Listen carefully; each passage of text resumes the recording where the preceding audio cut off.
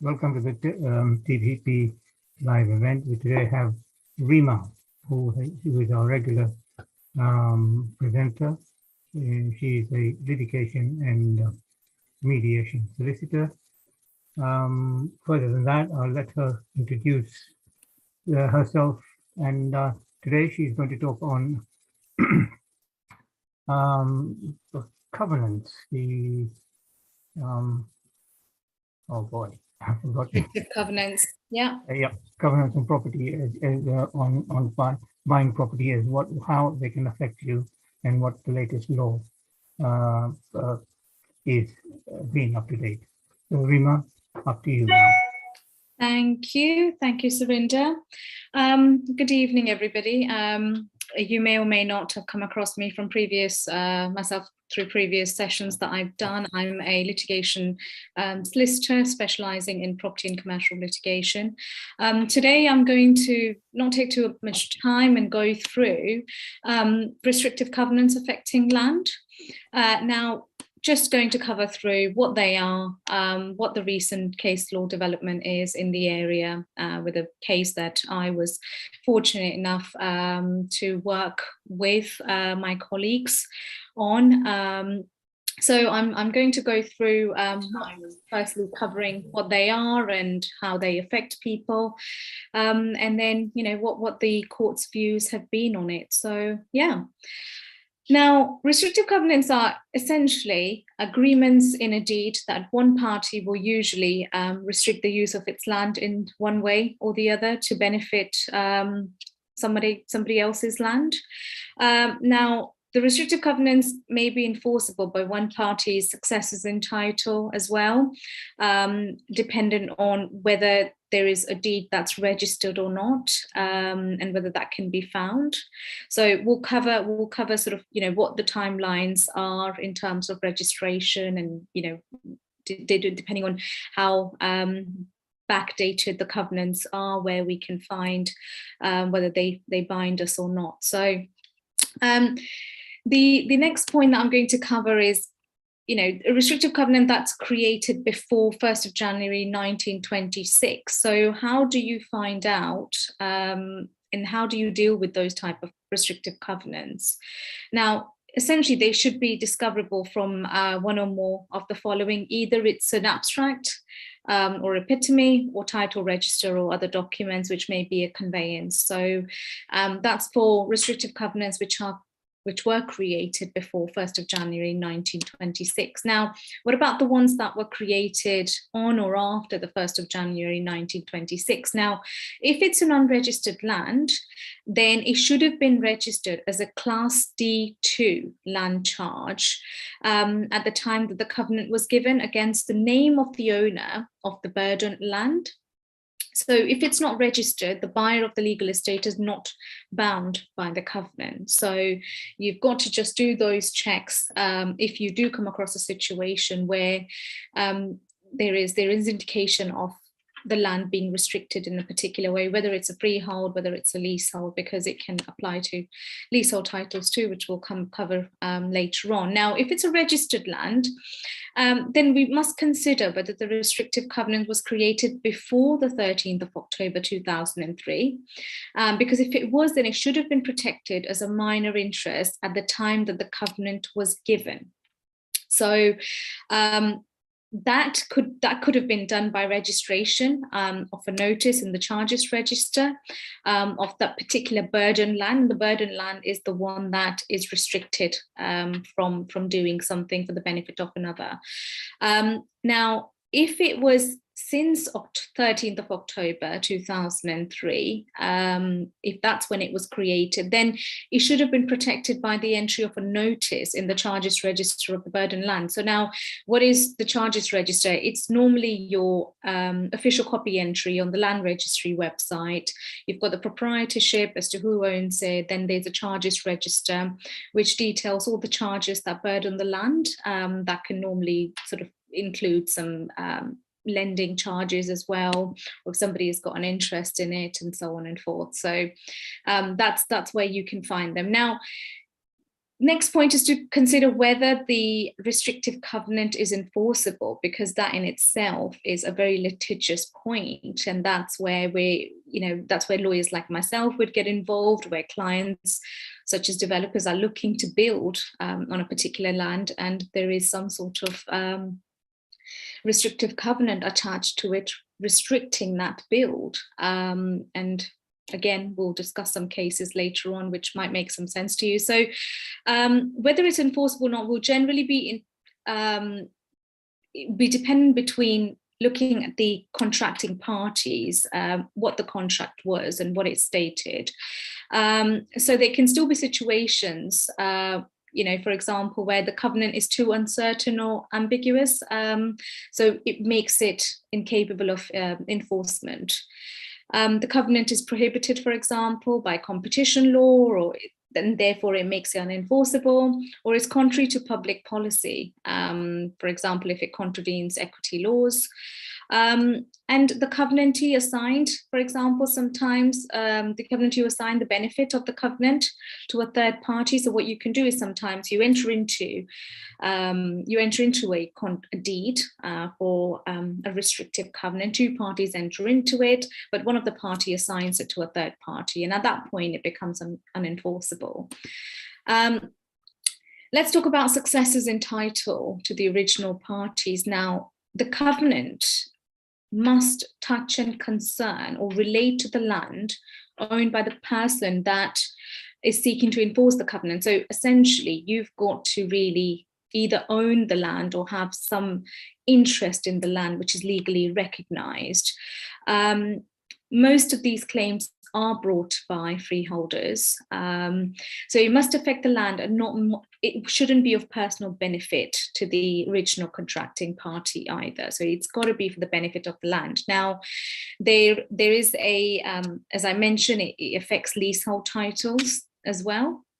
There is a case law, P and A Swift Investments versus Combined English Stores Group. It's a 1988 case. And in that case, it was interesting because it was held that the covenant touches and concerns a land where all of these following, for example, apply. Now, this was the test really, and the covenant benefits only the owner for the time being. So touch and concern rule, you've got to consider whether it benefits the owner for the time being of the land. And if that owner is separated from the land, then it would cease to be of benefit to that owner. So it's not personal, it's attached to the land. And then covenant affects the nature, quality, mode of user, value of land. So those are the kind of elements that the courts look into or take into consideration when they're considering whether a covenant touches and concerns the land in question that's burdened by that covenant. Now, okay, we've got another guest. Okay, I'll continue. A covenant can benefit land in a number of ways. For example, it could preserve its character or view, or it could be something that prohibits nuisance. Another interesting case law was Dano Limited, which was about, I think, around 2003, in which High Court stated that a covenant restricting the use of land for the housing of working classes was capable of benefiting the land, because what the court found is that affordable housing was important for those working and providing services in that particular area, and that the local atmosphere depended on the social mix of the residents. So the neighbouring owners might want to live in an area due to those factors. So it was upheld, that particular covenant in that case. Now, enforcement, again, continuing on enforcement against successors in title of the burdened land, the points that you must check is whether the covenant is genuinely restrictive in nature. So it's the whole, it's in the name really, it's a restrictive covenant. It stops you or burdens you from using the land in a particular way. So it's got to be restrictive in nature, and it's got to benefit the land owned by the person seeking to enforce it if you're looking to looking to bring a claim. That's something you've got to remember and you've got to bear in mind. And also the fact that it was intended to run with the land, and there's been no common ownership since the covenant was imposed. So if there is common ownership, then it wouldn't be enforceable. And these are the kind of things which can often be determined by the wording of the original deed, because when it was created, it should normally be recorded in a deed. Now, the kind of problems we encounter in practice with construction of these restrictive covenants, they can sometimes become unenforceable. And we've covered examples of that include if they're ambiguous in nature, they don't specify, or for example, they don't take into account future events which come into effect. For example, prime example in one of the recent cases that I was dealing with was a company was supposed to provide consent to be released or to do the work on that particular land, but that company had dissolved. So that was something that made it difficult to be enforced because the company was dissolved and no longer existed. So who do you ask for consent? Another example is where the land benefiting from or subject to the restrictive covenant is unascertainable. So you can't ascertain, and it's poorly drafted or described, and you can't identify which land it's supposed to benefit, because there's been new buildings or flats or housing that's been, or some other conversions have taken place on that particular parcel of land. Uncertainty over land, as well as the buildings, that's burdened by the covenant. Outdated terminology is quite common, and the extent of covenant. Sometimes it can be quite unclear as to what is the extent of that covenant, how far do you go with it. There was a recent case law that I mentioned that the firm that I work for, we worked on this we acted for a client, and the case name is Hay Developments Limited versus Croft Ealing Limited and others. And this is 2022 case recently determined by the Upper Tribunal, where we acted for the developer and there was neighbouring owners who were the objectors bringing a claim that the developer couldn't build on the neighbouring land these particular flats that he had planning permission for. What the court, and it was a covenant that was imposed, that was dated 1955.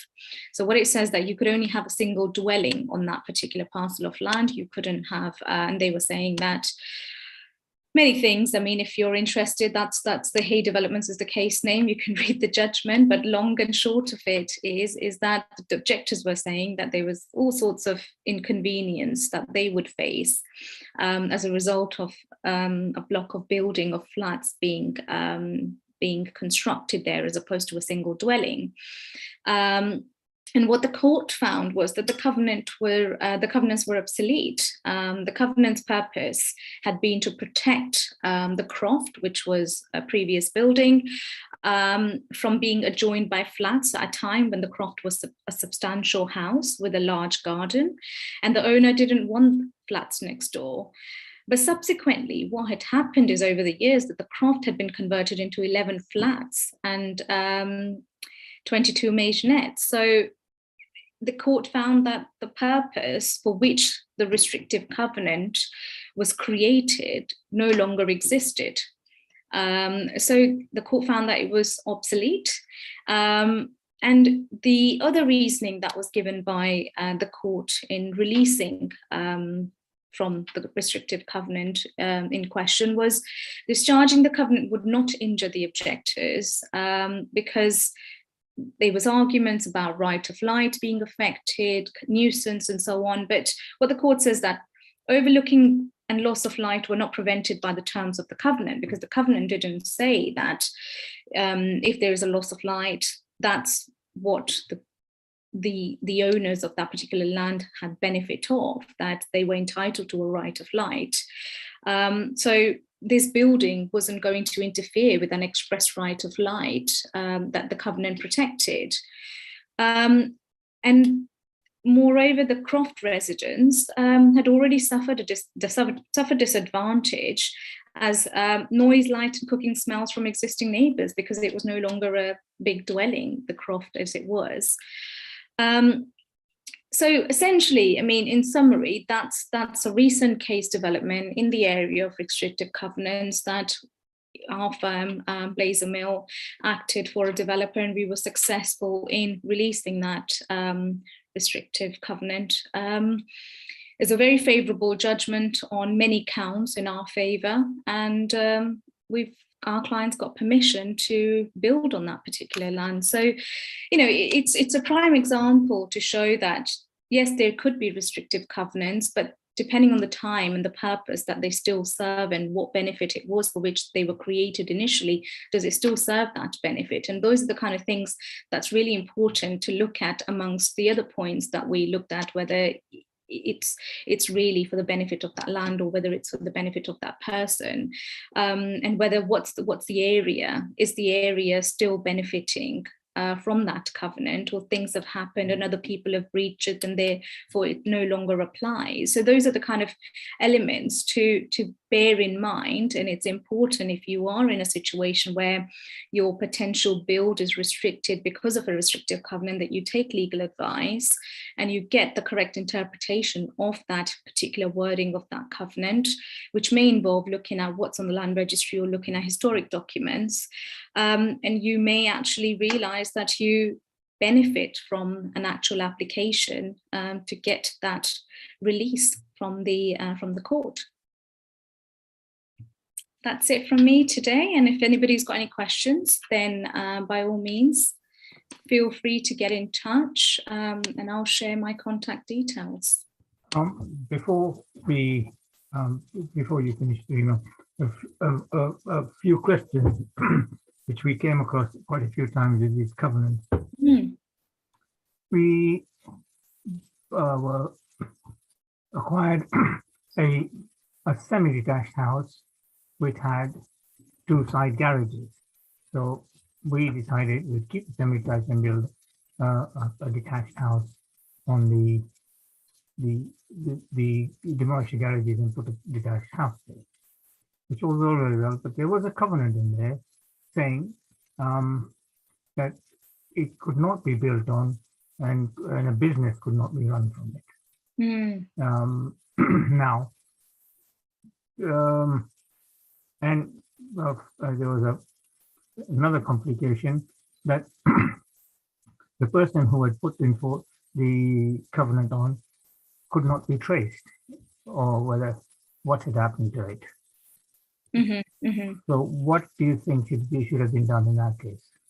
In practice, there is nobody that could enforce that if you couldn't trace. So it's one of those circumstances where we have cases where a company's closed or somebody's died and there's no successor in title because it's a company closes and it's for the benefit of that company. So there's got to be somebody who benefits from that, and that person has to bring that claim.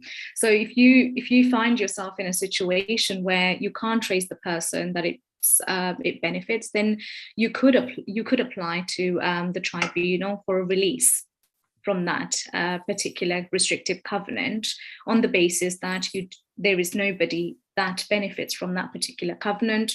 And you could support that by what's going on in the surrounding neighbouring properties and whether there are businesses in that area and whether that restrictive covenant doesn't protect the purpose that it intended to originally when it was entered into. Sure. Now, we know that post-COVID, a lot of people are running businesses from their homes. So that would have been sort of, I guess, obsolete. But you said go through a tribunal. What would be the cost of going through a tribunal? Depends if it sort of reaches, if there are any objections to it. So, it's legal costs. It's a topic that I try not to sort of quote online for everybody to hear because it varies. Well, what I'm saying is, in this case, there is nobody to contest you or whatever. You just go to court, apply for it to be lifted. With no complication. A ballpark, I'm not going to hold you to it because my next question is pertinent to that. Yeah, I mean, look, if it's a straightforward process, you may be looking at about £3,000 to £5,000, depending on who you go with, what sort of work is required, the level of experience of the solicitor and the firm that you engage in. It could be much lower. So it's really difficult to quote costs on these. Rima, is there a legal framework, i.e., you would issue a notice and depending on the reply, that sort of framework to go with these covenants? Sorry, is there a... Is there like a legal framework? So in the Party Wall Act, we've got a legal framework. With extending leases, there's also a legal framework, i.e. person seeking to submit your claim. You've got to say what checks you've done, what attempts and you've made to find the person that's entitled to the benefit of that particular covenant, and you submit your application and the judge will decide. Sometimes it may be a case that you're ordered to do X, Y, and Z to find or trace. It's all about what attempts have been made in circumstances and what evidence you provide to support your position in that particular case, and then the tribunal will make a ruling on that. So there isn't. It's not like the Party Wall Act, to answer your question. Okay. Now, so there's no defined process. It's a bit more fluid. Yeah. Going forward on the same question, what we did was get indemnity insurance, which is much cheaper. Yeah.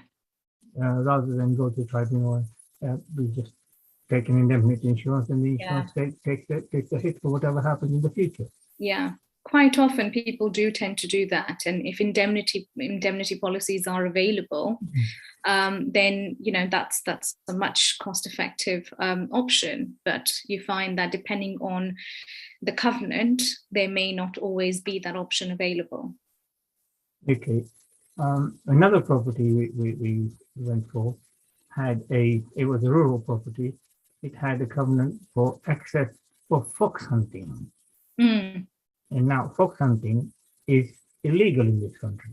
Yeah. So again, the same sort of principles would apply, potentially depending on sort of, can you have a mutual agreement with the benefit of that, the person who benefits or the land that benefits from that particular covenant, who owns the estate surrounding, okay? Can you agree a mutual consent or a mutual release? If not, then yes, again, it may be a case that either you look into indemnity or you make an application to the tribunal on the basis that it's potentially an obsolete covenant. Because okay, this doesn't benefit anybody over land. The benefit was for the access for the fox hunt. So fox hunters, yeah. Essentially, I guess in those circumstances, you would just stay to the court. It's unenforceable, because we covered one of the points in the presentation is that if it intervenes with new law and legislation, so you'd be making an application to say this is what the covenant says. This is what the position is in the UK with the law, and at the time it potentially wasn't, and therefore you're looking for a release from this particular covenant. But again, in practice, do you even need to make that application? Because when you're going to sell it, indemnity policy would suffice, because it's quite obvious you can't practice, or that can't be enforced. Well, they might bring back fox hunting. You never know, right? And at that point, you might want to make an application, but for the time being, it might just be a case that you kind of leave it. If it's not intervening in any sort of way, or it's not an issue on your day-to-day use of that land, because there are other. If somebody's doing something illegal against the laws, then of course there is protection provided by the police that can be reported if something's a criminal offence. So you don't necessarily need to incur the cost of making that application. Okay, so if you get insurance, does the insurance need to specify that it goes with the successors of the land, or is it just cover you as the current owner? To be fair, that's more sort of transactional. It usually would be for the person taking out that indemnity. Some policies may cover successors in title, some policies may not. I think that would be dependent on the cover that you opt in for and the cost. That's I mean, right. what's your experience been? Because you've sort of. We've had properties we bought with an insurance, and the insurance benefit passed on They did allow for it to be for the benefit of successors in title. Yeah. It was at the purchasing stage. It was included, asked for and included in the. In fact, no, it wasn't. What they did was the vendor got the new policy for the benefit for our benefit. Right. Okay. Fine. Makes sense. Yeah. I mean, again, it's really the likelihood, because the insurance companies are, protecting you against a potential claim and risk. So it's about how high that risk is and what the likelihood of that particular covenant being enforced. Yep.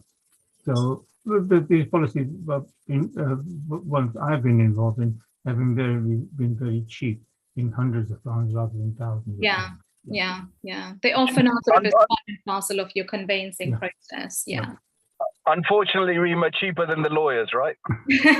Yes. I mean, look, as I mentioned, the Hay Developments one and the Croft where we worked on, it was very important for the developer to actually make that application because he was building block of flats. And there was objections by the residents. So the losses were substantial. If you didn't proceed with that, there was planning permission granted. So you've got to weigh up whether it's proportionate. That's exactly, yeah. You've got to weigh up what the eventual consequences are going to be. In that case, the development could have been, the funders could have refused the money if there was no clarity. Yeah, absolutely. So we were successful on all counts that we said it wasn't enforceable, it was obsolete, doesn't apply, etc. And the court agreed with us on all points. And we also made an application for cost. Normally, you don't get costs in tribunal. We made an application for cost because of how successful the judgment was and what the court's view was on it.